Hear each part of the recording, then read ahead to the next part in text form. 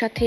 এমন একজন মানুষকে ওখানে দেখলাম যে জীবনে প্রথমবার হয়তো সাংবাদিকদের সামনে বসার সুযোগ পেয়েছে আমার। ঢাকাই সিনেমার জনপ্রিয় চিত্রনায়িকা শাবনূর বুবলী কিছুদিন আগে তিরান থেকে শেষ করেছিলেন পিনে-কান্তিকে শিরোনামের নতুন একটি সিনেমা। কাশ জাহিদ জুয়েল পরিচালনায় এতে তার বিপরীতে আছেন অভিনেতা আদর আজাদ। এছাড়া মুক্তির অপেক্ষায় আছে বুবলীর অভিনীত জঙ্গলি সিনেমা।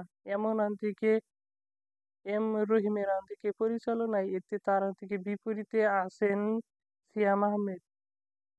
সব মিলে এই মুহূর্তে অভিনয় আর পরিবারের নিয়ে ব্যস্ত সময় পার করেছেন বুবলী। অংশ নিয়েছেন বিভিন্ন অনুষ্ঠানে ও সাম্প্রতিক এক সাক্ষাৎকারে নায়িকা বলেন, আমাদের জীবনই খুবই ছোট, তাই অহংকার করা মোটেও ঠিক নয়। আমার মনে হয় মানুষের আচার-আচরণ খুবই গুরুত্বপূর্ণ।